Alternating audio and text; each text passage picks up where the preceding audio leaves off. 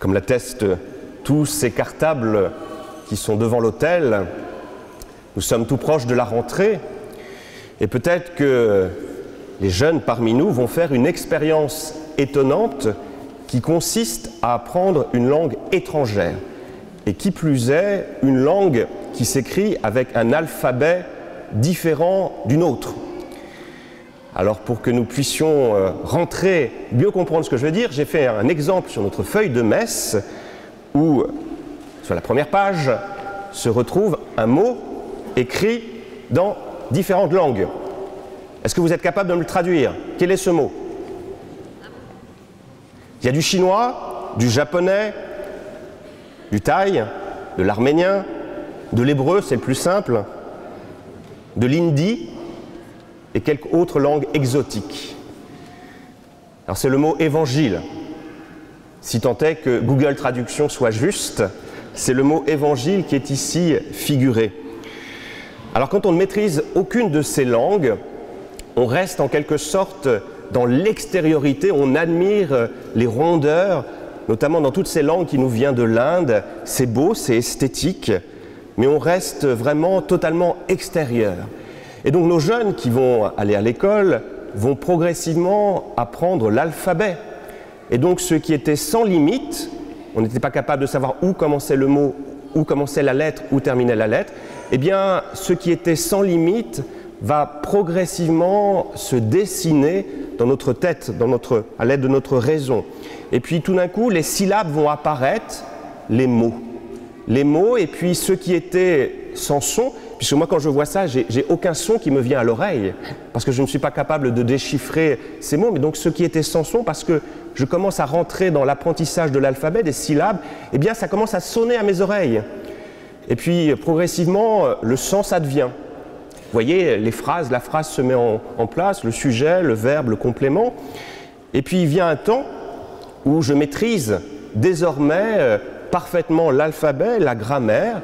Et que se passe-t-il quand nous lisons un texte écrit en français ou dans une langue que nous maîtrisons? Eh bien, nous ne voyons plus le texte finalement. Nous ne voyons plus les lettres, nous ne voyons plus les mots, mais nous accédons directement à la signification de la phrase. Vous voyez, le texte en tant que texte disparaît pour nous ouvrir au sens. Notre regard traverse et nous accédons à un degré de compréhension nettement supérieur. Si je commence ainsi mon propos, c'est tout simplement parce que je crois, enfin pas moi, mais l'Église a montré que le miracle, les miracles, c'est un langage. Et comme tout langage, pour véritablement le comprendre, pour ne pas rester dans cette extériorité par rapport à lui, qu'est-ce qu'il faut faire? Il faut en maîtriser la grammaire, il faut en maîtriser le sens, pour comprendre véritablement ce que Jésus veut faire. Et si on ne rentre pas dans cette intelligence du miracle, de ce langage du miracle, eh bien, on est exactement comme nous le sommes quand nous regardons ces mots écrits dans des alphabets que nous ne maîtrisons pas, nous ne comprenons pas. Alors pour rentrer dans l'intelligence, dans la grammaire du miracle, nous avons une première règle qui nous est donnée dans la première lecture, c'est le prophète Isaïe. Le prophète Isaïe a cette inspiration qui lui vient de Dieu, qui lui dit que les temps seront bientôt accomplis. Ces temps où l'espérance va prendre le pas sur le découragement, le sens sur le non-sens, la vie sur la mort. Et nous dit Isaïe, quels sont les signes qui vont attester que nous serons dans les temps qui sont les derniers? Eh bien précisément quand les sourds entendront, quand les aveugles verront. Ça veut dire quoi? Ça veut dire que les contemporains de Jésus, qui connaissent parfaitement l'Ancien Testament, voient Jésus précisément accomplir ce que Isaïe avait dit et avait annoncé, ainsi que d'autres prophètes. Donc ça fait sens. Si Jésus fait ces miracles, ça veut dire que les temps sont accomplis. Ce que Isaïe plaçait à la fin des temps, eh bien c'est maintenant que ça a lieu. Et donc vous voyez, Jésus réalise cet Ancien Testament pour nous dire que voilà, la bonne nouvelle est là. Et je crois qu'avec notre actualité ô combien difficile du moment, où nous pouvons parfois un peu nous décourager, il est toujours important de réentendre ces textes, de nous dire que chacun de ces miracles atteste que de toute façon Jésus a déjà gagné. Le plus grand des miracles, c'est la croix et la résurrection, eh bien, ce plus grand des miracles vient nous dire la victoire de la vie sur la mort. Et ça, il faut sans arrêt y revenir parce qu'on pourrait parfois en douter. La victoire de la vie. Le miracle, c'est ça. Deuxième élément, pour aller un peu plus en profondeur dans la compréhension de ce miracle, c'est intéressant de regarder où Jésus réalise beaucoup de ces actions merveilleuses. Et on est surpris que beaucoup de ces miracles ont lieu où? Ont lieu en territoire païen. Dans le passage qui précède notre page d'évangile, Jésus était où? Il était au Liban. Il était à Tyr, à Sidon. Et à Tyr, il a guéri cette syrophénicienne, donc une païenne, quelqu'un de totalement étranger à la culture juive. Et là, il se retrouve, là encore, en Décapole, qui sont des territoires, là aussi, avec beaucoup de païens, d'étrangers. Et c'est ça qui est fascinant dans le Nouveau Testament, mais aussi finalement dans l'Ancien Testament, c'est la place extraordinaire qu'occupent les étrangers. Nous l'avons aussi, par exemple, entendu dans le psaume que nous avons chanté, « Le Seigneur aime les justes, le Seigneur protège l'étranger. » Le Seigneur protège l'étranger. Donc le miracle, parce que souvent il a lieu à l'étranger, parce que souvent il vient redonner la vie, la guérison à l'étranger, eh bien ce miracle nous invite à avoir une vision beaucoup plus large de notre foi, une foi qui n'est pas simplement réservée au petit nombre, aux petits troupeaux, mais à l'humanité entière. Là où il y a de la souffrance, et certainement l'une des plus grandes souffrances, c'est de ne pas connaître le Christ, eh bien là où il y a de la souffrance, nous devons être présents. Parce que Jésus est présent, il vient guérir ces étrangers, et il nous dit encore aujourd'hui, je veux les guérir. Mais comment je veux les guérir? Eh bien je veux les guérir par vous.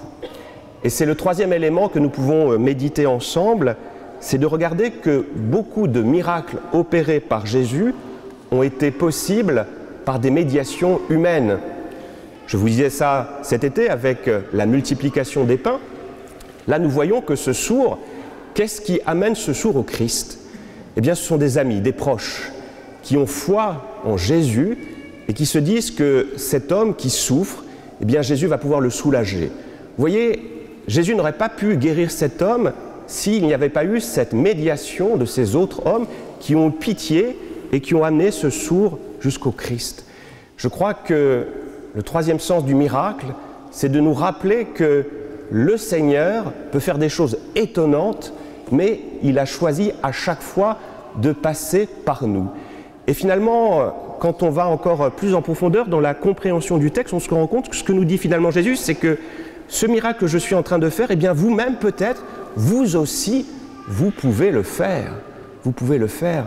À chaque fois que vous allez visiter un frère malade, à chaque fois que vous accueillez quelqu'un qui souffre, qui est lointain, eh bien, c'est quelque chose du même ordre qui est en train d'être vécu. Nous le faisons concrètement. Hier, on a eu la chance, avec un groupe de paroissiens, de préparer ce logement de la famille Oudi, qui arrivera samedi prochain dans la nuit.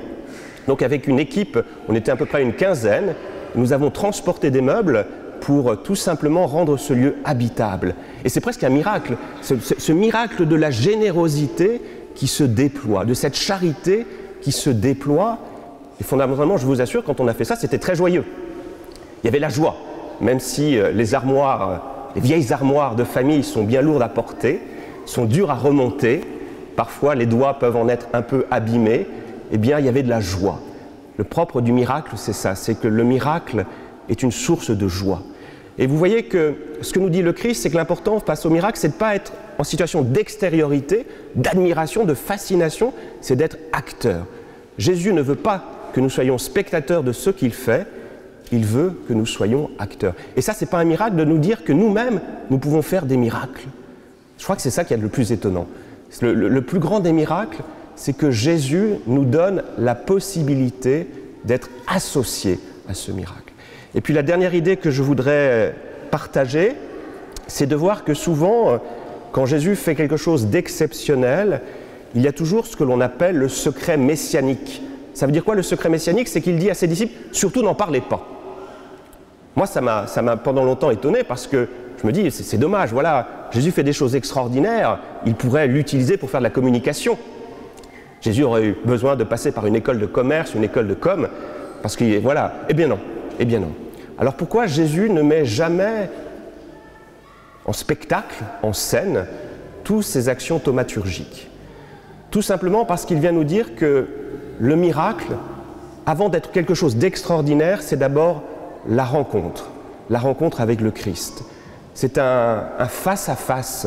Et là, nous avons un magnifique témoignage, ce Jésus qui s'approche de cette personne sourde, et il y a un contact physique qui s'opère, avec cette salive, avec... Vraiment, c'est voilà, une rencontre.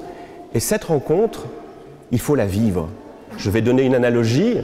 Vous écoutez une pièce de musique, une sonate de Beethoven, de Schubert, et vous voudriez communiquer à votre proche la joie que cela vous procure. Est-ce que vous allez y arriver? Alors si vous êtes musicien, vous allez pouvoir vous appuyer sur la théorie musicale. Vous allez dire, voilà, la partition est parfaitement composée, mais est-ce que pour autant vous allez réussir à transmettre quelque chose de l'émotion? Ben non. Comment on transmet l'émotion? Eh bien, en écoutant, en faisant écouter à l'autre. Vous voyez, c'est pour ça que Jésus nous dit, voilà, ça ne sert à rien d'en parler, parce que l'important, c'est pas tant d'en parler, c'est de le vivre. Alors pour cela, amenez-moi tous vos proches, tous ceux qui souffrent, pour que je puisse les rencontrer et par ma présence, par mes mains, pouvoir tout simplement continuer ces miracles. Et comment Jésus continue à faire ces miracles aujourd'hui? Eh bien par la médiation des sacrements. À chaque fois que nous vivons un sacrement, c'est la main de Dieu qui vient nous relever. Quand on est prêtre, il y a un ouvrage qui est très important, je l'ai là. C'est le journal des sacrements. Donc si vous avez un proche qui est ordonné, voilà un beau cadeau à lui faire. C'est dans un livre, il y a tous les rituels. Rituels du baptême, du mariage, de la messe. Donc les 7 sacrements, les 7 rituels sont résumés dans un livre. Et que je trouve très beau dans cette édition, c'est que voyez-vous sur la couverture? Alors ceux qui sont loin n'y voient pas grand-chose. On y voit une main. Une main. Et ça nous dit que dans le sacrement, c'est au travers du Christ, au travers des époux dans le sacrement du mariage, eh bien c'est la main de Dieu qui vient jusqu'à nous pour nous guérir, pour mettre cette main plein de bonté, plein de charité, plein de compassion sur notre épaule quand nous souffrons, pour nous dire « je suis avec toi et je vais te donner la force de continuer le combat ». Vous voyez, le plus grand des miracles, c'est cela, c'est qu'à chaque fois que nous vivons un sacrement, eh bien nous revivons nos pages d'évangile. Vous voyez, c'est cela. Et pour cela, qu'est-ce qu'il faut faire? Eh bien, il faut rentrer dans la grammaire du miracle, il faut rentrer dans la grammaire de l'évangile. Ça veut dire prier. Ça veut dire pour les jeunes, venir à la messe dimanche après dimanche, prier en famille. Et quand on fait cela, eh bien, ce qui était compliqué, ce qui était sans limite, ce qui ne sonnait pas à nos oreilles, nous qui étions sourds jusqu'à là, eh bien, ça prend sens. Il y a du son, cette douce musique de l'Évangile qui vient nous réveiller. Alors sachons la partager et sachons la faire surtout découvrir à nos frères et sœurs, en particulier ceux qui souffrent, les étrangers. Eh bien sachons faire entendre cette musique de l'Évangile à tous nos frères. Amen.